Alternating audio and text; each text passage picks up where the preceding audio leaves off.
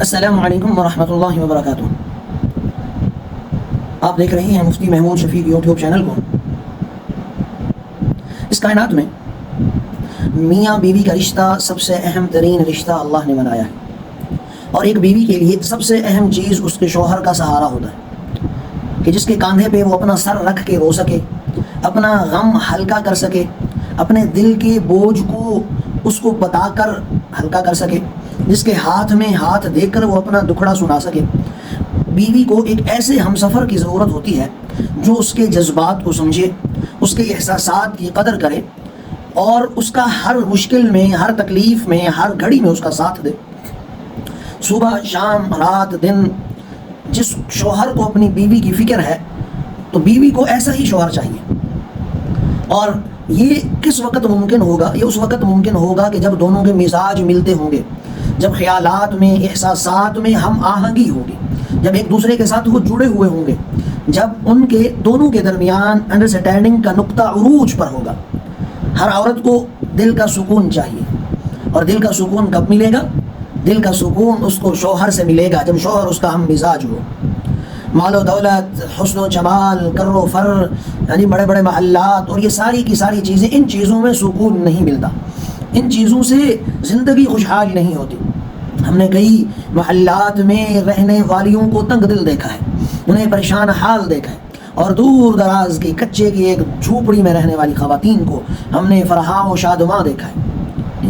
انہیں جو سکون قلب چاہیے تھا وہ سکون قلب ان چیزوں میں نہیں رکھا اللہ نے، وہ سکون قلب دنیا کی چیزوں میں نہیں رکھا، وہ سکون قلب ہے رشتوں کی مضبوطی کے اندر، رشتوں کی مضبوطی میں وہ سکون قلب پنہاں ہے۔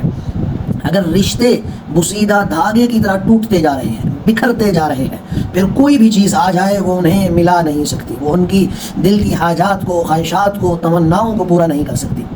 نہیں، ایسے میں جب مزاج میں ہم آہنگی نہ ہو، احساسات و خیالات میں ہم آہنگی نہ ہو، جب دل سے دل نہ ملتے ہو، جب ذہن نہ ایکسیپٹ کرتا ہو، جب دونوں کے درمیان انڈرسٹینڈنگ نہ ہو، جب دونوں کے درمیان تعلقات میں سرد مہر آ جائے، تو پھر زندگی مصنوعی بن کر رہ جاتی ہے، دل درد سے کچیاں ہو جاتا ہے، چہرہ جھوٹی مسکراہٹ بکھیر رہا ہوتا ہے، بالکل مصنوعی مسکراہٹ بکھیر رہا ہوتا ہے۔ میں کبھی کبھی واقعات میں حضرت آسیہ رضی اللہ تعالی عنہا کو جب بھی سوچتا ہوں، سیدہ آسیہ کو جب سوچتا ہوں تو حیران ہو جاتا ہوں کہ جب انہوں نے اپنے شوہر یعنی فرعون سے نکاح کیا ہوگا تو کیا جذبات ہوں گے، کتنی محبت سے وہ اس نکاح کے بندھن کے اندر بندھی ہوگی۔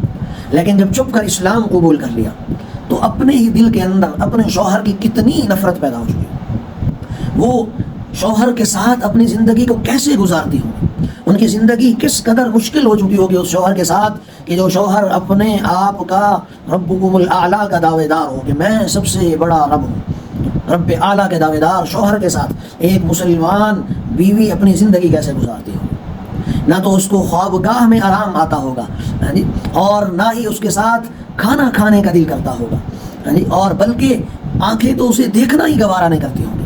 وہ گندھا، وہ بازو، وہ ہنسی مزاج، وہ خوشیاں، وہ اچانک سب کچھ ختم ہو گیا۔ یہ زندگی کو ایک آسیہ کی زندگی کا ایک نیا اسلوب انہیں مل گیا، ایک ایسا ایمانی اسلوب جس کی خاطر وہ ہر چیز کو تیاگ دینے کے لیے تیار تھی۔ کبھی کبھی وہ اپنے اس محل کی چھت پہ چڑھ کے جو فرعون کا محل تھا، وہ کیسے اپنے رب العالمین سے درخواست کرتی ہوں گی، ربی بنی لی عندک بیتا فی الجنہ، اے میرے پروردگار میرے لیے اپنی جنت میں گھر بنا دے، اپنے پاس گھر بنا دے۔ میں یہ سوچتا ہوں، دیکھتا ہوں، بڑا حیران رہتا ہوں کہ کیسے ان محلات میں، کیسے ان نوکروں کے درمیان، کنیزوں کے درمیان، عزت و شہرت اور دولت اور ان ساری چیزوں کے درمیان بھی کیسے آسیہ کا دل گھٹتا ہوگا، کیسے سانس گھٹتا ہوگا۔ فرعون اور اس کی عیش و عشرت کیسے انہیں زہر لگتی ہوگی، کیسے وہ خاموشی سے بیٹھی ہوتی ہوگی، کیسے وہ اس آدمی سے شادی کر چکی تھی جو آدمی اب اللہ کا نافرمان ہے، اور وہ تو انہیں پھر اللہ سے محبت ہوئی، پھر ایسی محبت ہوئی کہ شدید والی محبت، والذین آمنوا اشد حبا للہ، ایمان والے تو اللہ سے شدید محبت کر۔ آسیہ کو یہ محبت تھی، اور اس محبت میں آسیہ نے اپنی عالی شان زندگی کو دھتکار دیا، اپنے محلات کو دھتکار دیا، اپنے عیش و آرام کو دھتکار دیا، اپنی عزت کو، جاہ و جلال کو، مال کو، حسن کو، کمال کو، شرافت کو، مقام و مرتبے کو، سب کچھ کو اللہ سے محبت کے لیے قربان کر دیا۔ ہے جی اس محل میں رہنے کے بعد جو فرعون کی طرف سے عیش و عشرت تھی اس سارے عیش و عشرت کو چھوڑ دیں کہ ایمان کی حقیقت سمجھ آ رہی، یعنی اب ایمان کی پرواز، روحانی پرواز انہیں مل چکی تھی.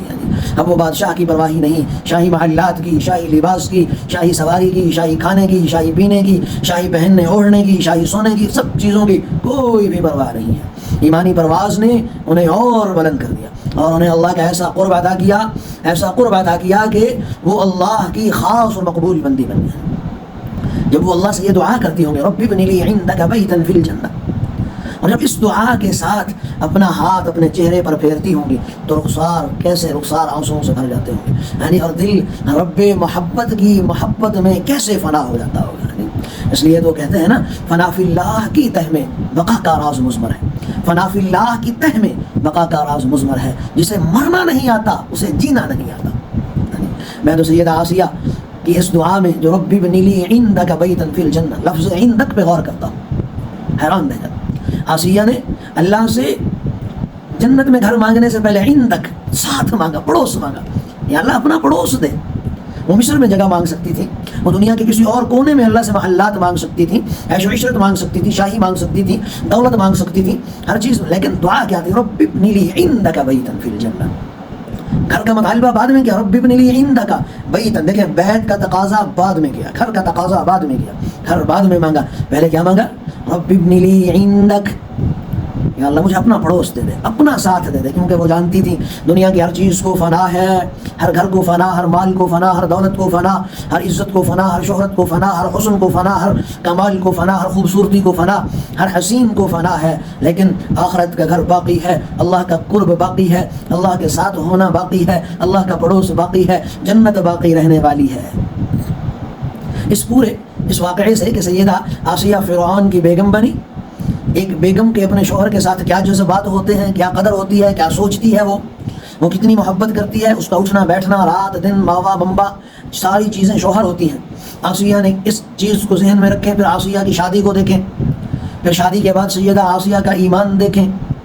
اس سارے واقعے سے یہ سبق ملتا ہے، یہ حوصلہ ملتا ہے. اگر چاروں طرف معصیت کا ماحول ہو، گناہ کا ماحول ہو، بد کلامی کا ماحول ہو، فحاشی کا ماحول ہو، عریانی کا ماحول ہو، پھر بھی آپ ساری رکاوٹوں کو عبور کر کے دین قیم پر مستقیم ہو رہے ہیں. دنیا معاشی بائیکاٹ آپ کا کیوں نہ کر دے، لوگ آپ کو اپنے گھروں سے کیوں نہ نکال دیں، لوگ آپ کے خلاف سازشیں کیوں نہ کریں، لوگ آپ کو چھوڑ دیں، آپ پر دباؤ ڈالیں، آپ کے خلاف لوگوں کو اکٹھا کیا جائے، آپ کو تنہا، بے یار و مددگار، اکیلا، بغیر کسی ظاہری ساز و سامان کے چھوڑ دیا جائے، پھر بھی یہ واقعہ یہ تقاضا کرتا ہے کہ آپ نے ایمان نہیں چھوڑنا، اللہ کا ساتھ نہیں چھوڑنا، رسول اللہ کا طرز عمل نہیں چھوڑنا.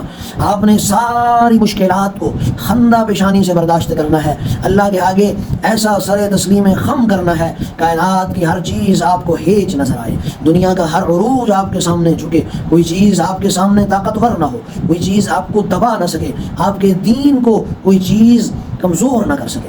اگر آپ نے اس چیز کو اپنا لیا، اپنے دین کو اپنے ہاتھ سے نہ جانے دیا، اپنے قرآن کو نہ چھوڑا، اپنے نبی کو نہ چھوڑا، اپنے رسول کو نہ چھوڑا، اپنے اللہ کو اور اس کی تعلیمات کو نہ چھوڑ سکے، تو آپ ہی انشاءاللہ کامیاب ہوں گے، کامران ہوں گے. فلاح آپ کی ہوگی، کامیابی آپ کی ہوگی، کامرانی آپ کی ہوگی انشاءاللہ.